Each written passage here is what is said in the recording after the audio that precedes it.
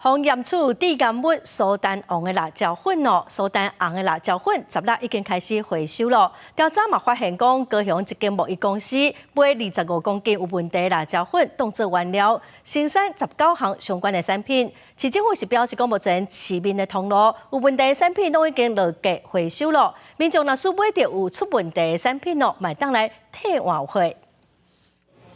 卫生局人员咧，甲连锁卖场起早确认，包括糖粉、芳料粉、腌制粉等19项的产品，拢已经落价。这芳料的产品，拢是以红验出苏丹红辣椒粉来当作是原料所做的。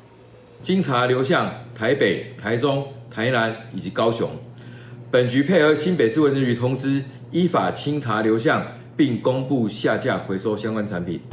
市府表示，落价为16号接到新北市通知，原料所陆商检出到苏丹红产品有流向高雄的贸易公司，就已经来启动。公司是伫去年11月买入25公斤的问题原料，有11公斤是用来制作是险的药膳糖粉等等的相关产品。有价这产品总重量187公斤，现有的库存剩41公斤，已经请下游16间业者就要落价。政府还是应该要把关好啦，不然其实我们也看不到实际的成分啊什么的，我们也只能听就是厂商觉得标示有这些东西，可是到底有没有加，其实我们根本没办法，所以尽可能我们都只能自己做给小朋友吃。我觉得还是有一些漏洞，因为这个问题一直在发生啊，然后民众也是觉得吃的还蛮不安心的。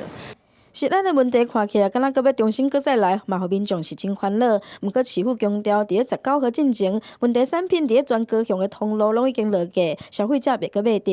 记者王刘婷、陈显坤报道。